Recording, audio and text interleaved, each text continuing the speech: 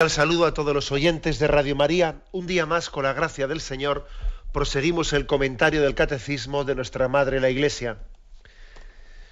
Estamos comentando el Ave María, la oración del Ave María. Este es el segundo programa que dedicamos al comentario de esta oración mariana, la oración mariana por antonomasia, el Ave María.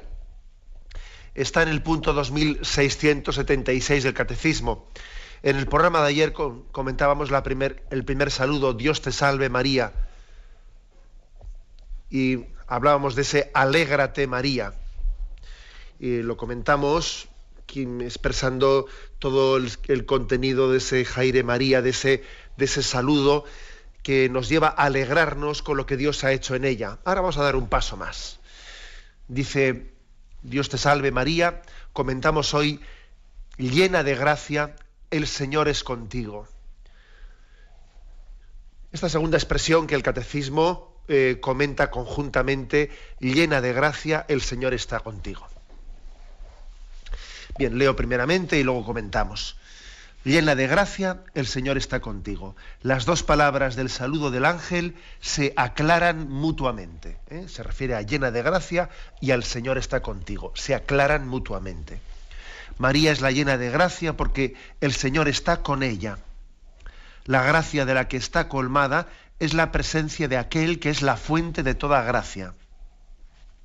Alégrate, hija de Jerusalén, el Señor está en medio de ti. María, en quien va a habitar el Señor, es en persona la hija de Sión, el arca de la alianza, el lugar donde reside la gloria del Señor. Ella es la morada de Dios entre los hombres. Concluye con una frase final, pero la leeremos posteriormente. Me centro en primer lugar en esa expresión llena de gracia. Es una palabra con un profundo contenido teológico. Kecharitomene, ese es el término griego, Kecharitomene, llena de gracia. Hay que decir que fue traducida esta expresión griega, Kecharitomene, San Jerónimo, en la traducción de la Vulgata, la tradujo al latín como gracia plena, llena de gracia. Kecharitomene en griego, gracia plena en latín, y llena de gracia entre nosotros, en castellano. Tanto la tradición de Oriente como la de Occidente ven en este término, Kecharitomene, gracia plena, llena de gracia, ven en ese término una confesión de la santidad perfecta de la Virgen María. Fijaros que en los evangelios no se habla, son muy parcos a la hora de hablar de la Virgen María. Muy parcos, no se habla en los evangelios, no se prodiga en hablar de lo buenísima que era María. No. Son muy parcos las expresiones y los relatos sobre ella. Pero sin embargo, en muy pocas palabras, en concreto en esta palabra, en la palabra llena de gracia, se indica perfectamente la santidad de María. Llena de gracia, que quiere decir que ella ha sido transformada por la gracia de Dios, ha sido gratificada, gratificada en el sentido teológico de la palabra, llena de gracia. ¿En qué consiste en estar gratificada? Pues en todo lo que nosotros confesamos que supone que es la gracia de Dios para nosotros. Fijaros bien, de este término, del Kecharitomene, de decir que María es llena de gracia, la tradición de la Iglesia dedujo que María es inmaculada. Y lo dedujo con una lógica bastante contundente. Se puede decir que ese término es la mayor apoyatura, le da un fundamento sólido a la doctrina católica de la Inmaculada Concepción. Obviamente, es decir, si María es llena de gracia, en ella no cabe pecado. Es verdad que el texto bíblico no dice que es llena de gracia desde el instante de su concepción. Bien, no lo dice. Ya sabemos que nosotros el dogma de la Inmaculada Concepción, la Iglesia no lo formula exclusivamente desde las fuentes bíblicas. También el dogma de la Inmaculada Concepción ha sido formulado también desde la fuente de la tradición de la Iglesia, no solo de la fuente bíblica. Pero también la fuente bíblica es muy coherente cuando dice llena eres de gracia, no dice serás llena de gracia, no dice no, ya lo eres, ya estás llena de gracia. En el fondo, siempre has sido llena de gracia, en virtud de lo que Dios había dispuesto para ti, para siempre. Incluso Dios, porque había dispuesto para ella que iba a ser madre de Dios, ya le inspiró el deseo de virginidad, antes de saber que iba a ser madre de Dios. ¿Cómo será eso? Pues no conozco varón. Esa expresión de María, de respuesta al ángel, está dejando entrever que en ella había un voto de virginidad, que Dios le había inspirado, le había inspirado esa consagración virginal. ¿Cómo será eso? Pues no conozco varón. O sea que desde siempre ella estaba llena de gracia. No es que el estar llena de gracia comience en un momento determinado. La propia gracia de la virginidad es como un indicativo, en el caso de María claramente es un indicativo de que el estar llena de gracia ha comenzado desde siempre en ella. Ha sido elegida de una manera muy especial en virtud de que iba a ser la madre de Dios. Iba a ser la mujer elegida. Por lo tanto, lo principal de esta expresión del Ave María es la confesión de la santidad de María. Se tota pulcra est. Estás llena de santidad, llena de gracia. En ti no cabe el pecado. En ti no cabe el pecado. Es una expresión que nos llena de gozo y que al mismo tiempo también sabemos que ha sido elegida Madre de Dios, ha sido hecha inmaculada para poder ser Madre de Dios, pero también el Catecismo nos dice una segunda razón, nos remite al punto 490, y en él se decía: en efecto, para poder dar el asentimiento libre de su fe al anuncio de su vocación, era preciso que ella estuviese totalmente poseída por la gracia de Dios. Es decir, para poder ser plenamente libre respondiendo a Dios, para que nuestra respuesta a Dios sea verdaderamente total, hace falta estar lleno de gracia, hace falta estar preservado del pecado. Nosotros muchas veces nos equivocamos cuando tenemos un concepto de libertad pues muy poco teológico y decimos que bueno, libertad es el que yo pueda elegir entre el bien o el mal, ¿no? Y sencillamente es el que yo pueda pecar o no pecar. Es un concepto de libertad bastante, vamos, que casi es confundir libertad con libre albedrío, pero no, libertad es la capacidad de abrazar el bien. Libertad es la capacidad que Dios ha dado al corazón humano de abrazar plenamente el don de Dios.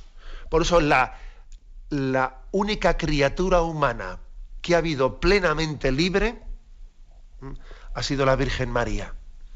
Jesucristo le pudo entregar a ella plenamente el don de la libertad porque estaba libre perfectamente de pecado. Nosotros somos libres, sí, pero no totalmente libres, vamos a ser claros.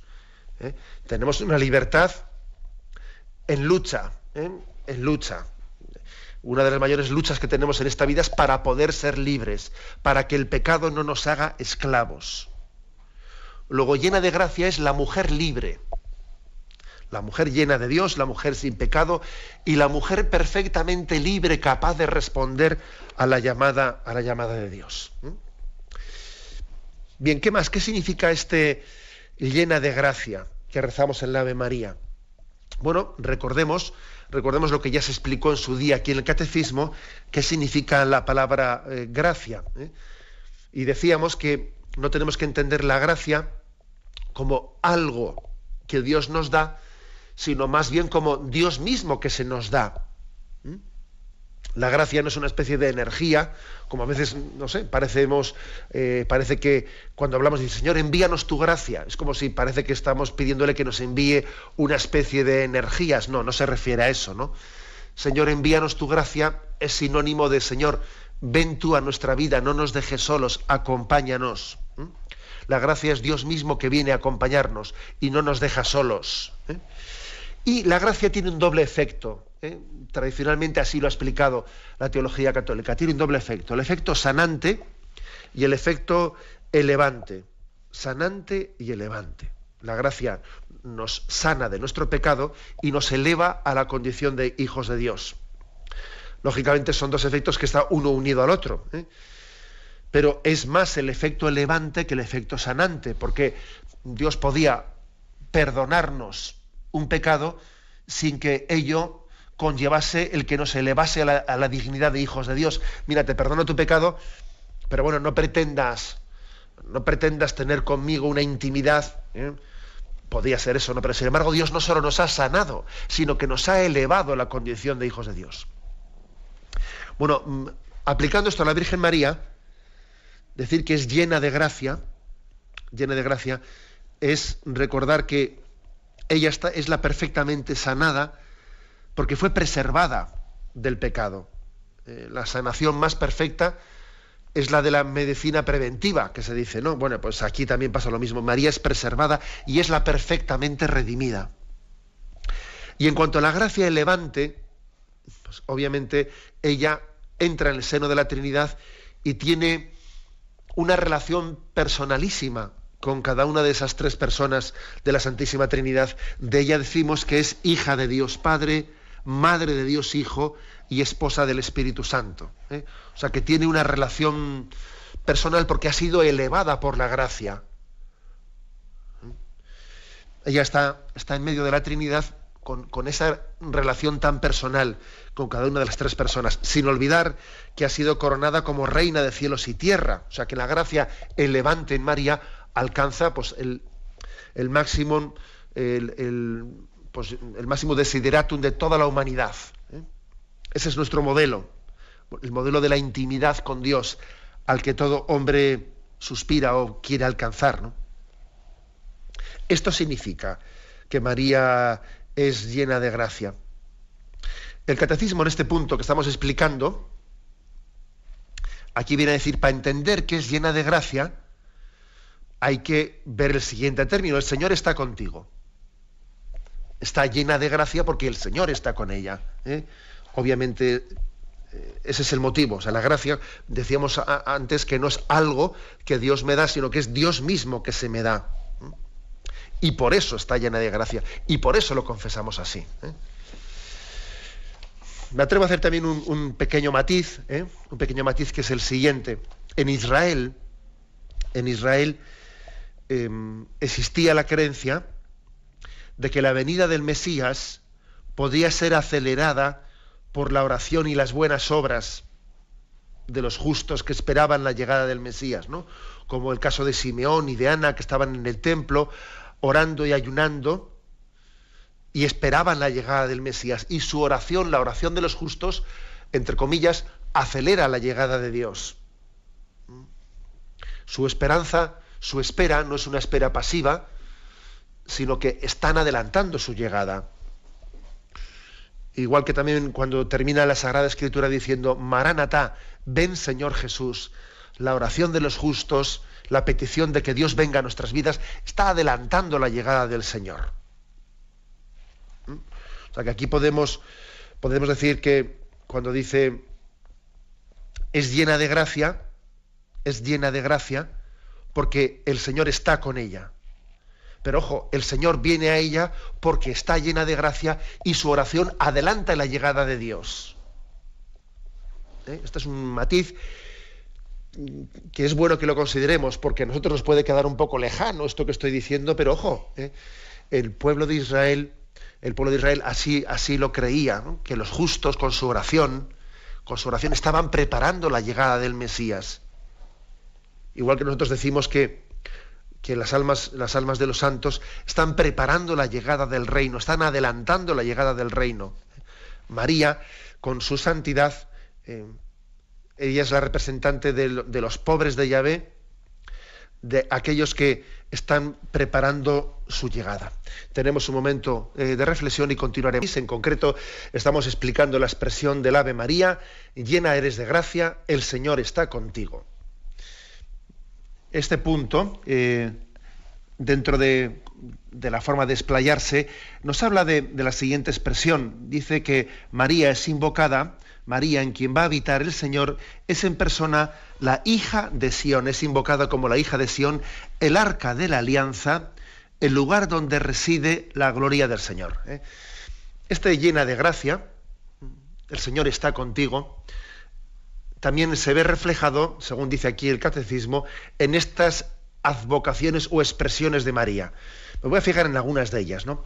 Una dice que es el arca de la alianza. María, el arca de la alianza. Verdaderamente me parece, sabéis que el arca de la alianza era la que transportaba las tablas de la ley y eran llevadas en esa arca de la alianza que el pueblo de Dios llevaba en sus hombros y profesionalmente le acompañaba. El arca de la alianza era compañera de camino del pueblo de Israel allí por donde iba, ¿no? Iba como abriendo su peregrinar por la vida.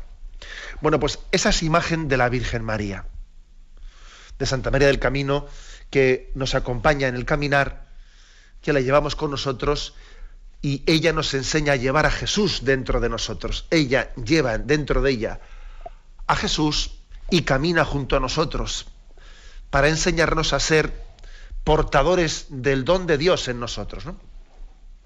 Por cierto, un detalle que a mí me parece, significativo, ¿no? Significativo. Acordaros de aquella famosa diatriba o aquel momento en el que Jesús está enfrentándose a un sector de los judíos cuando le acusan de que le ha dicho tú, de que va a destruir el templo. Y Jesús dice que ese templo será reconstruido en 3 días y se refiere al templo de su cuerpo.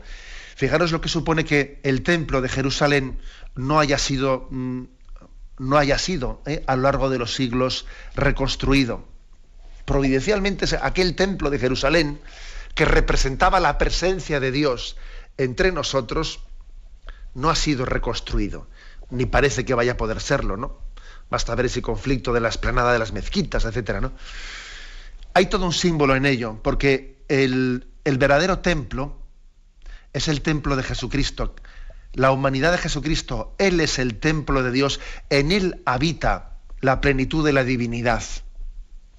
Algo así pasa con el Arca de la Alianza, ese Arca de la Alianza desaparecida, que muchas veces se hace de ello motivo de película y de dónde estará el Arca de la Alianza, ¿no? Ese Arca de la Alianza que a veces buscamos como si fuese una especie de búsqueda arqueológica. Bueno, yo no digo que no se pueda buscar arqueológicamente, ¿no? Pues el Arca de la Alianza, pero yo me refiero ahora a su significado espiritual. Que esa Arca de la Alianza desaparecida que los arqueólogos buscan es María, es la Virgen María. Igual que algunos se equivocan cuando pretenden buscar a Dios en la reconstrucción del templo de Jerusalén, cuando el auténtico templo es el cuerpo de Jesucristo, es la humanidad de Jesucristo. También a veces nos dispersamos y perdemos la noción hablando de una búsqueda de un Arca de la Alianza perdida, cuando en María tenemos esa Arca de la Alianza. Bueno, es un símbolo pero cargado de significado, que aquí el Catecismo nos ofrece para entender qué significa llena de gracia.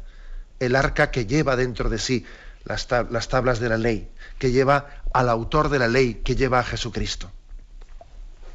Al mismo tiempo se le llama a ella morada de Dios entre los hombres. Ella es la morada de Dios entre nosotros. En consonancia con la anterior, Arca de la Alianza es la morada de Dios entre los hombres.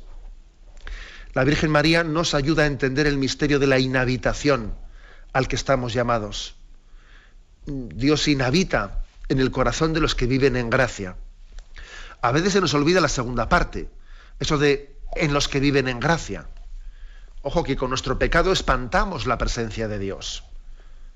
La presencia de Dios, la presencia de inhabitación no puede tener lugar cuando estamos en pecado, porque quiere ser una inhabitación, una presencia en la libertad. O sea, Dios no se impone, Dios llama a la puerta, y cuando estamos en pecado le estamos diciendo: no te abro, no hay sitio para ti en la posada, vete a otro lugar. O sea, no es que Dios no quiera entrar, es que nosotros no le abrimos la puerta para que entre. Entonces la Virgen María, en esta llena de gracia, nos está recordando que estamos llamados a vivir la inhabitación, a que Dios habite dentro de nosotros. Entonces la clave de nuestra vida es vivir en gracia. Cada vez que decimos en el Ave María, llena eres de gracia, le estamos pidiendo implícitamente, ayúdame a vivir en gracia, para que Dios inhabite dentro de mí y que yo no lo espante, que yo no le mande, ¿no? Le mande a otro lugar, como diciendo, no hay sitio para ti en esta posada. O sea, que María es morada de Dios entre nosotros y es todo un referente, todo un recordatorio de cómo estamos llamados a que Dios viva en nosotros. Bien, doy un paso más en este comentario. Llena eres de gracia, el Señor está contigo. Vamos a también explicar qué significa esta expresión de el Señor está contigo. Bien, en primer lugar, me atrevería a decir lo siguiente, ¿no? Que es una fórmula, el Señor está contigo, que la encontramos con frecuencia en el Antiguo Testamento. El Señor está contigo. Y para entender lo que le dice a María, siempre es bueno ver pasajes del Antiguo Testamento en el que utiliza la misma fórmula. Por ejemplo, es una fórmula que en el Antiguo Testamento casi se utiliza exclusivamente cuando se trata de darle a una persona un mandato difícil de cumplir, un mandato que supera la capacidad del hombre, cuando no es una misión que supera las propias fuerzas, ¿no? Por ejemplo, cuando Dios le dice a Moisés que deberá conducir a su pueblo fuera de Egipto, allá en Éxodo 3:12, le dice, ahora pues ve, yo te envío al faraón para que saques a mi pueblo, los israelitas de Egipto. Dijo Moisés a Dios, ¿quién soy yo para ir al faraón y sacar de Egipto a los israelitas? Le responde Yahvé a Moisés, yo estaré contigo. Y esta será para ti la señal de que yo te envío. Cuando hayas sacado al pueblo de Egipto, daréis culto a Dios. El Señor está contigo, yo estaré contigo, Moisés, no tengas miedo. Fijaros, una expresión dicha a Moisés que luego el ángel se la dice a María. O por ejemplo, Josué capítulo 1, versículo 9. Josué recibe la misión de atravesar el Jordán con los israelitas. Y le dice, sé pues valiente y muy firme, teniendo cuidado de cumplir toda la ley que te dio, mi siervo Moisés. No te apartes de ella, ni a la derecha ni a la izquierda. ¿No te he mandado que seas valiente y firme? No tengas miedo ni te acobardes, que Yahvé tu Dios estará contigo. El Señor está contigo. Y hay más textos también. Por ejemplo, cuando el ángel le anuncia a Gedeón que ha de liberar a su pueblo de las manos de los madianitas, y lo tenéis en Jueces 6:12, le saluda con estas palabras, Yahvé está contigo, valiente héroe, Yahvé está contigo. Entonces también en este pasaje el ángel le dice a María, ¿no? El Señor está contigo. Es como si le estuviese diciendo, valiente María, el Señor está contigo. Y alguno puede decir, bueno, pero valiente, ¿por qué? O sea, la Virgen María, ¿qué batalla tenía por delante, ¿no? Lo de Moisés, ya entendemos que él tenía que sacar a los israelitas de Egipto, o Josué tenía que atravesar el Mar Rojo, o Gedeón tenía que enfrentarse con los madianitas. ¿A qué se refiere cuando el ángel le dice a María, el Señor está contigo, sé valiente, ¿no? ¿A qué se refiere? ¿A la maternidad? Hombre, pues sí, la verdad es que ser madre es ser valiente, Claro que ser valiente es ser madre. Ayer, por cierto, recibí la visita de una madre, de una mujer que en un momento determinado le pregunté, ¿cuántos hijos ha tenido usted? Y me dijo ella, 13. Madre mía. Y entonces yo, la verdad es que se me ocurrió decirle lo que me salió espontáneamente, es decirle, qué valiente. Me salió decir esa palabra, ¿no? O sea, es verdad que la maternidad supone una gran valentía, también es verdad que posiblemente también se lo dice a María, consciente de que es una maternidad que vive en la virginidad, en un misterio de Dios, que María va a ser virgen y madre al mismo tiempo, lo cual va a suponer también ser incomprendida y que también pueda incluso ser motivo de sospecha. Acordaros de cómo José decide repudiar el secreto porque antes de convivir con ella resultó, etcétera, etcétera. Entonces, también posiblemente por eso le dice: el Señor está contigo, sé valiente. Pero yo creo que principalmente, fijaros bien, principalmente, sin negar los puntos anteriores, cuando el ángel le dice a María: el Señor está contigo, que parece que le está animando a que no tema, le está recordando que ella es la que va a llevar adelante esa batalla contra el dragón.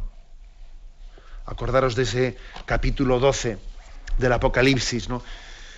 Dice allí esa mujer vestida del sol, embarazada y a punto de dar a luz, y que es perseguida por el dragón, y el dragón se puso al acecho frente a la mujer que iba a dar a luz, dispuesta a devorar al hijo en cuanto naciera. La mujer dio a luz a un hijo varón destinado a regir todas las naciones con cetro de hierro. La mujer huyó al desierto, a un lugar preparado por Dios. Esa mujer que es valiente y no se arredra luchando contra Satanás, esa mujer que pisa la cabeza de la serpiente, lo hace con la valentía propia de quien ha recibido de Dios este mensaje: el Señor está contigo, no temas, no temas. Y no olvidemos que nuestros pecados suelen nacer de la cobardía. Muchos pecados nacen de la cobardía, de que tenemos miedo y que hacemos pactos, ¿no? Pactos con la mediocridad, pactos con el mundo, ¿no? Pues para que no me crucifiquen. Muchos pecados de los que cometemos nacen de la cobardía. Hay que ser valiente para no pecar. Hay que ser valiente para no hacer pactos con el mal. Acordaros de esa frase, ¿no?, que el Señor le dice a Jeremías: no les tengas miedo, que si no, yo te meteré miedo de ellos. El Señor está contigo. Y esto es muy importante, ¿no? Cuando el ángel le dice a María: el Señor está contigo, implícitamente le está diciendo: no temas, no temas, yo te asistiré y en todas las batallas estaré junto a ti. Ya habéis escuchado a mí en este programa una vez esa expresión que dice: el que teme sufrir, sufre de temor. Que muchas veces por miedo, etcétera, tememos sufrir y en el fondo sufrimos de temor. Nuestra cobardía es nuestra mayor esclavitud y nuestro mayor sufrimiento. Luego aquí también en esta oración del Ave María hay toda una enseñanza de confianza, enseñanza a aprender a confiar en Dios y a dar la batalla sin hacer cálculo de nuestras fuerzas humanas. A ver, ¿no me ha dicho Dios que camine firme? Entonces ya estoy yo temblando, ya pensando en que no puedo, en que no voy a poder yo solo. ¿Pero cómo que yo solo? ¿No está el Señor conmigo caminando? Ese es el sentido de esta oración del Ave María. Tenemos un momento de reflexión. Católica, con Monseñor José Ignacio Munilla. Continuamos la explicación dentro del punto 2676 de esta parte del Ave María. Si en el día de ayer explicamos Dios te salve María, hoy estamos explicando llena eres de gracia, el Señor está contigo. Y en la última intervención nos hemos centrado en ese el Señor está contigo. Quiero reforzar esa explicación recordando que no se recoge la oración del Ave María, pero en el pasaje evangélico de Lucas es que el Señor está contigo lo queda corroborado con que luego el ángel le dice: el Espíritu Santo vendrá sobre ti y la fuerza del Altísimo te cubrirá con su sombra. O sea, es decir, el Señor está, pero además te estoy ya anunciando que va a estar de una forma especial. Hay una promesa de asistencia del Espíritu Santo en esa misión que María está recibiendo. Y esto es una evocación de la promesa del envío del Espíritu Santo que hizo Jesús antes de ascender a los cielos. Él nos dice: no os dejaré solos, os enviaré el Espíritu Santo, os enviaré el Paráclito. Hasta incluso llega a decir: os conviene que yo me vaya, para que así venga a vosotros el Paráclito.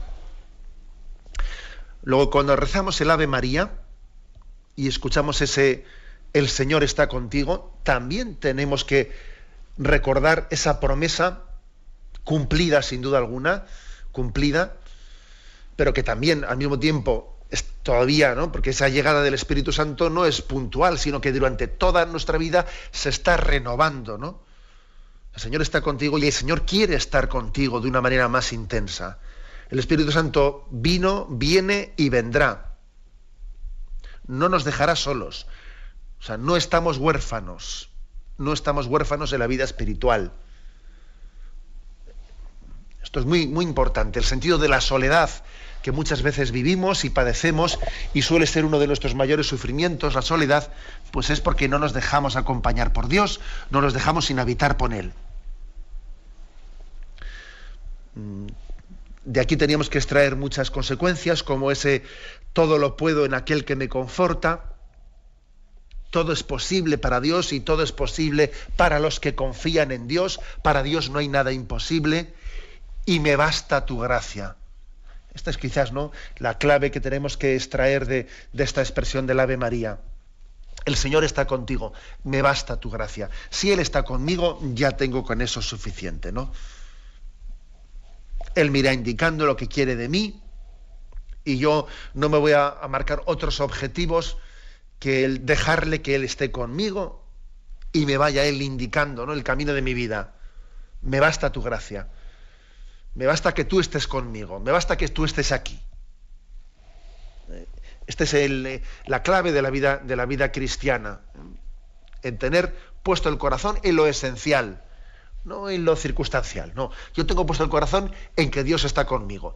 Luego veré a ver si se cumplen estos planes. Veré a ver si estas cosas me salen como yo había pensado. Bien. Pero todo eso ya es secundario, ¿eh?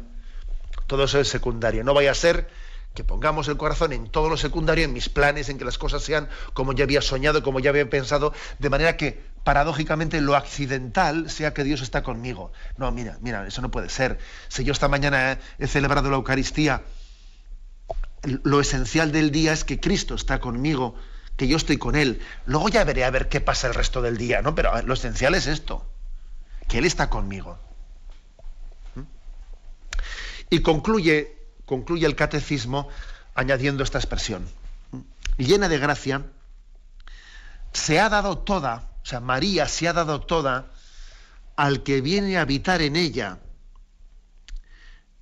y al que ella entregará al mundo. Es decir, después de haber explicado el llena de gracia, el Señor está contigo, aquí el catecismo nos quiere recordar que precisamente porque ella está llena de gracia, aquí está como incoado el hágase en mí según tu palabra, la respuesta perfecta que María ha dado ante la llamada de Dios. O sea, ¿qué le pide el mensajero de Dios a la doncella de Nazaret? Bueno, pues le pide el consentimiento para que el Espíritu Santo baje a su pequeñez y acoja el amor infinito de Dios. Le pide que haga grandes sacrificios, le pide que haga... No, o sea, lo que le pide es la entrega plena de su corazón, le pide que le dé su humanidad, que se entregue sin condiciones en su cuerpo y en su alma, que le entregue su vida diariamente, en su vida ordinaria, que desde las palpitaciones de su corazón, desde sus aspiraciones, o sea, que sea entregada a Dios. O sea, no le pide que le entregue cosas, le pide que le entregue su corazón, su vida, sus aspiraciones, sus proyectos, ¿no? Que le entregue lo que somos. Porque a veces tenemos el riesgo de hacer ofrendas a Dios que casi son una especie de suplantación de la ofrenda de nuestra vida. Eso es un peligro terrible, ¿eh? Voy a hacer una promesa de ofrecerle a Dios no sé qué, madre mía. A ver si eso que le ofreces es expresión de la ofrenda de tu vida o es un sustituto, ¿eh? Por no ofrecerte tú, le ofreces lo otro. Aquí lo que se está remarcando es que ella es la que se ha dado. Ella es la que se ha dado como respuesta. Dios le da su gracia y ella ¿qué ha dado? Bueno, pues no, sencillamente no es que le haya dado algo. O sea, ella misma se ha dado como respuesta a la ofrenda de gracia. Por lo tanto, el Espíritu Santo nos pide que le entreguemos lo que somos. En realidad, solo es estéril quien vive sin amor. Y el amor es la respuesta al amor de Dios. Y el amor es creador y es portador de vida. María de Nazaret ha dicho un sí que la ha hecho fecunda para la vida del mundo. Y de aquí extraemos una gran enseñanza, la confianza que nos inspira el ser lo que Dios quiere de nosotros, sea grande o sea pequeño nuestro destino. Eso es lo de menos. Pero el ser lo que Dios quiera que yo sea, eso, madre mía, eso hace que uno esté perfectamente centrado en nuestra vida. Señor, lo que tú quieras, como tú quieras, cuando tú quieras, hágase. O sea, el hágase, según tu voluntad, según tu palabra, es la respuesta proporcional al llena de gracia, el Señor está contigo. Es lo lógico, claro. O sea, es la única respuesta posible al amor de Dios que te dice llena de gracia. Pues uno dice, ¿qué voy a decirte? Pues hágase.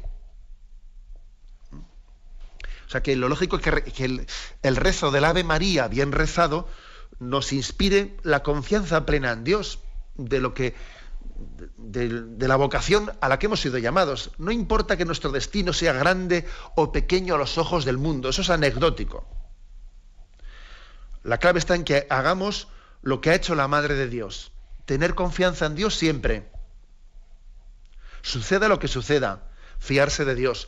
Yo estoy convencido que si le preguntásemos a María, ¿tú qué es lo que hiciste? Ella diría, yo no hice más que fiarme de Dios, no hice nada más.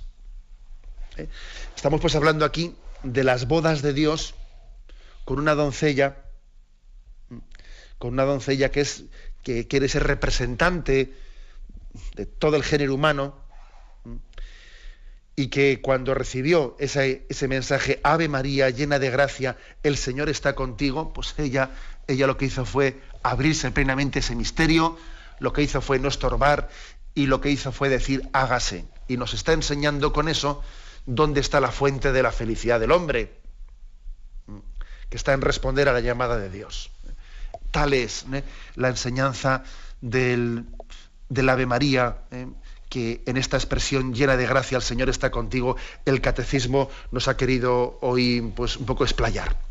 Lo dejamos aquí, continuaremos si Dios quiere, todavía con esta explicación del Ave María, que en el catecismo se explican 2 puntos, en el 2676 y el siguiente punto en el 2677. Pero como digo, iremos, como el propio catecismo hace, pues explicando párrafo por párrafo. Dejamos para el próximo día la expresión bendita tú entre las mujeres y bendito el fruto de tu vientre, Jesús. Damos ahora paso a la intervención de los oyentes. Podéis llamar para formular vuestras preguntas al teléfono 917-107-700. 917-107-700.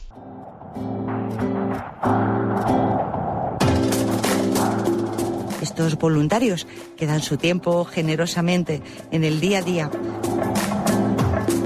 Un cordial saludo a todos los oyentes de Radio María.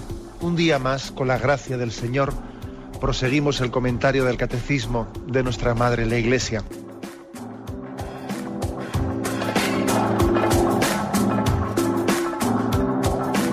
Porque le has quitado la única manera de protesta que tiene. O sea que cuando hay un dolor fuerte no hay que tomar analgésicos, hay que ir directamente al médico.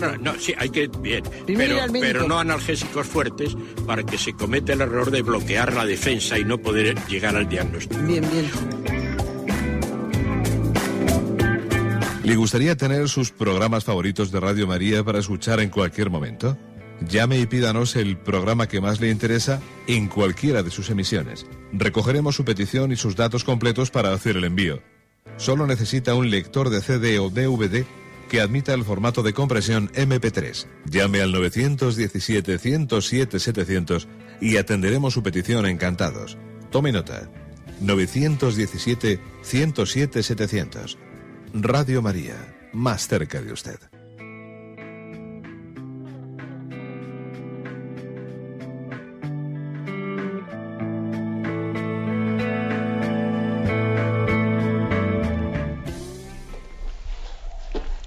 Sí, buenos días, ¿con quién hablamos? Buenos días, monseñor. Adelante, le escuchamos.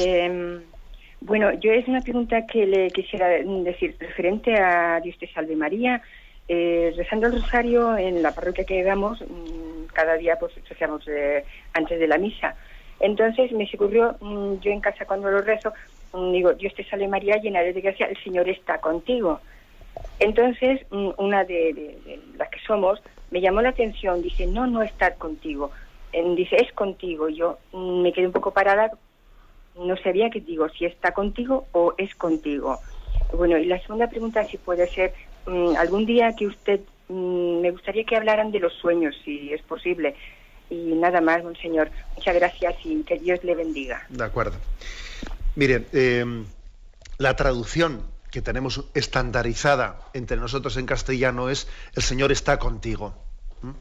Pero si uno lee aquí el catecismo en la explicación, curiosamente aquí dice el Señor es contigo, que puede ser como una traducción más literal, es contigo. Bueno, ¿eso qué quiere decir? Pues quiere decir sencillamente que no es tan fácil hacer traducciones cuando uno cambia de idioma. Es bastante complicado el precisar las palabras porque hay términos entre el ser y estar que los idiomas no tienen matices distintos en un idioma y en el otro. Obviamente nosotros no vamos a cambiar la expresión estandarizada del Señor está contigo.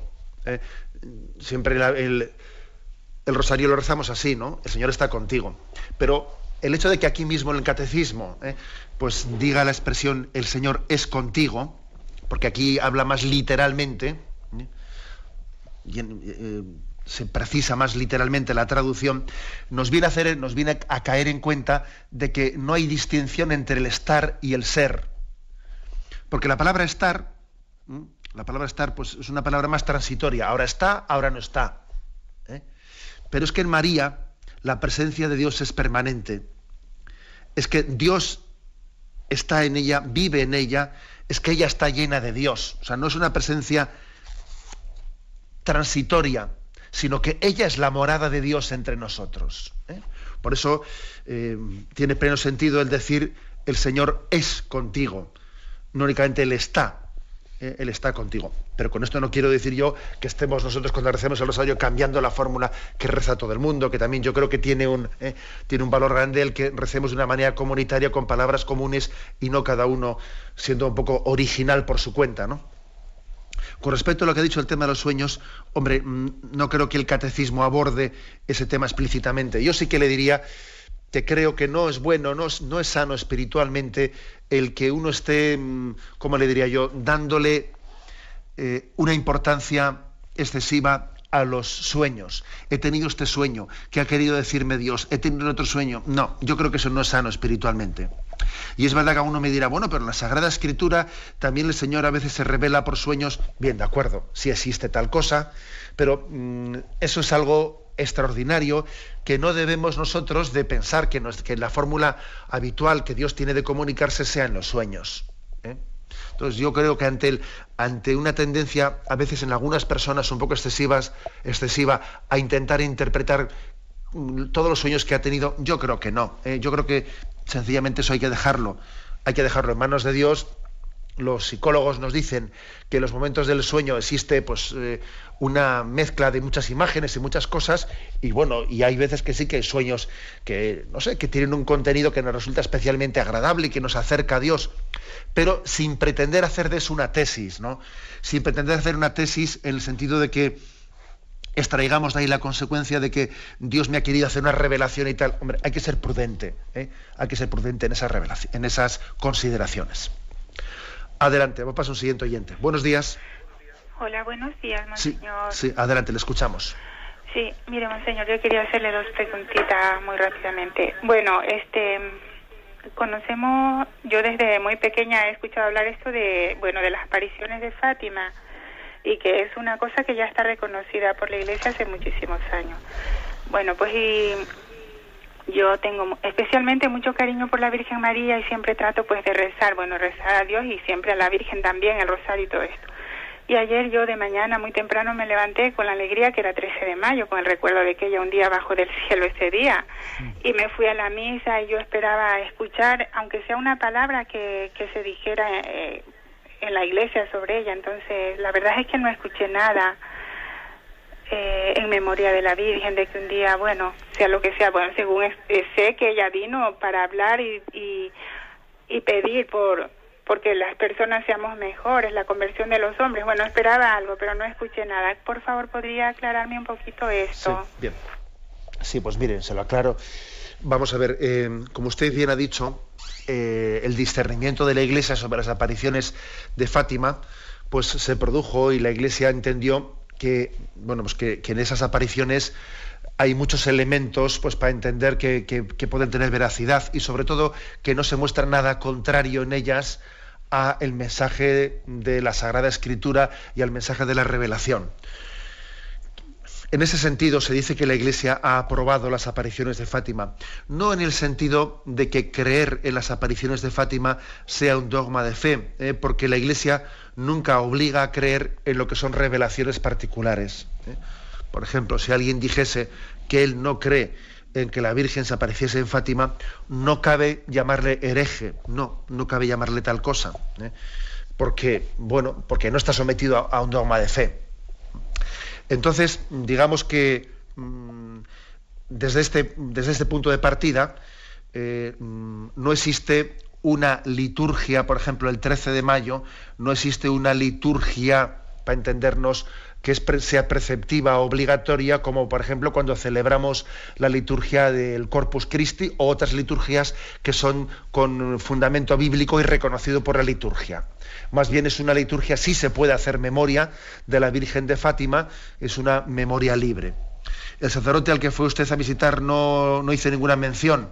Hombre, no creo que sería porque él no creyese en la veracidad o en la autenticidad de las apariciones de Fátima. No creo que sea por eso. Yo francamente sí lo hice. Yo sí lo hice y además dije, vamos a unirnos al Papa, que está en Fátima, etcétera. Es decir, no hay una obligatoriedad litúrgica de hacer esa memoria. Pero yo pienso que sí que es, de no ser que haya una coincidencia con otra fiesta litúrgica que tiene que ser obligatoriamente celebrada, yo creo que hacer una mención y especialmente en esta ocasión uniéndonos al Papa, pues sí que es muy conveniente, ¿no? O sea, es decir, que ese sacerdote no cometió, para entendernos, ninguna incorrección de las normas litúrgicas, pero posiblemente yo creo que sí que le faltó una pedagogía, ¿no? Que conviene ciertamente al pueblo de Dios también introducirle pues en los misterios de María, cuando además el Papa está presente de esa forma. Ahora, también, como digo, pues de una manera matizada y prudente, tal y como yo les he puesto el tema.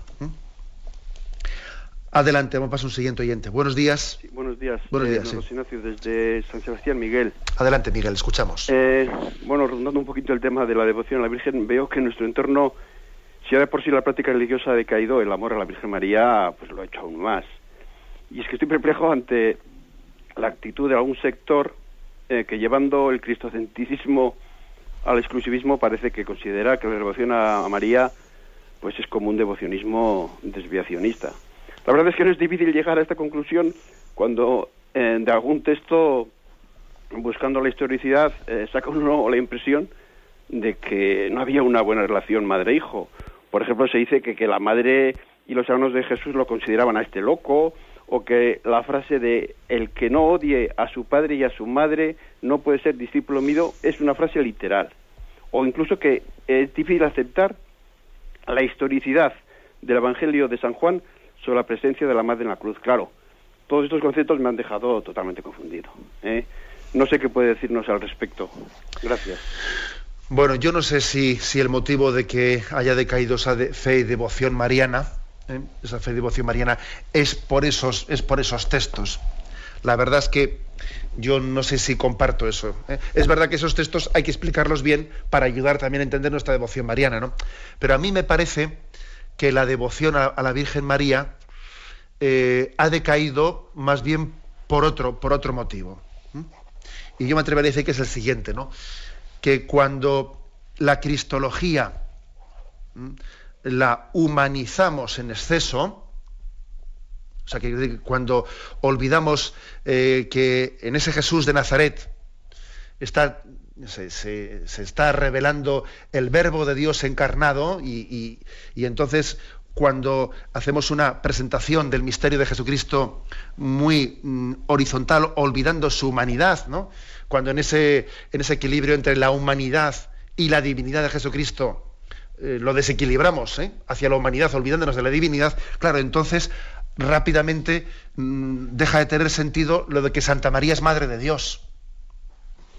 Entonces, claro, si a Santa María le quitamos que sea Madre de Dios, pues ya es que es muy poquita cosa, ¿eh? Es una madre más, como tantísimas otras. Entonces yo creo que la pérdida de la devoción a la Virgen María viene de aquí, de dejar en el olvido la divinidad de Jesucristo. Es que si a la Virgen le quitamos que es Madre de Dios, le hemos quitado todo. Lo demás ya es accesorio. Decir la Inmaculada y lo otro, eso ya... Si todo eso es en virtud de que es Madre de Dios, si no subrayamos la divinidad de Jesucristo, dejamos en el olvido que Santa María es Madre de Dios. ¿De acuerdo? Para mí este es el problema clave. Luego es verdad que esos textos que dice usted hay que explicarlos, pero yo creo que tiene una explicación bastante de sentido común, ¿no? Que poco a poco, por cierto, ya hemos ido explicando por aquí uno u otro. Bueno, adelante, me pasa un siguiente oyente. Buenos días. Hola, buenos días, monseñor. Sí, le escuchamos. Bueno, quería dar testimonio muy rapidito de cómo efectivamente la Virgen Madre de Dios se ocupa también de todas las cosas de su hijo, ¿no? Mi hija ha entrado en un convento de clausura y, por supuesto, a su padre y a mí nos dejó boquiabiertos, pero no nos resistimos. Y, curiosamente, en un año yo nunca había ido a Fátima, he ido 4 veces. Y la primera vez que fui le conocí a usted, nos lo presentaron, y conocí a Radio María porque yo no escuchaba este programa de eso hace 1 año y medio. Y hoy es un día que he dicho, este es el día de darle gracias a la Virgen por cómo nos ayuda a mi marido y a mí a entender la vocación de nuestra hija, y darle gracias también a Monseñor Munilla y a Radio María por el trabajo que han hecho y porque han sido un instrumento para nosotros para entender todo lo que nos está pasando. Muy bien. Pues nada más. Muy bien, gracias a usted. Y me quedo con esa preciosa expresión que usted ha utilizado de que nos quedamos boquiabiertos, ¿no? Nos quedamos boquiabiertos de que viniese nuestra hija y nos dijese que se iba a un monasterio contemplativo de clausura, ¿no? Y ustedes, en ese quedarse boquiabiertos, han hecho una cosa muy importante, que es que se han quedado perplejos, pero se han quedado abiertos a lo que Dios quería decirles en ello. A veces ocurre que la carne y la sangre nos llevan a jugar un papel totalmente equivocado, ¿no? Que es a defender nuestra carne y nuestra sangre, y nuestra hija la queremos poseer. ¿Y cómo se va a ir al convento? ¿Y cómo no sé qué? Y entonces mostramos un amor muy equivocado, ¿no? Un amor posesivo. Y gracias a Dios ustedes han recibido esa inspiración, que del quedarse boquiabiertos, ustedes han quedado abiertos, no solo de boca, sino de corazón, a lo que Dios les pide en su vida. Luego damos gloria a Dios por ello. Bien, tenemos el tiempo cumplido. Me despido con la bendición de Dios Todopoderoso, Padre, Hijo y Espíritu Santo. Alabado sea Jesucristo.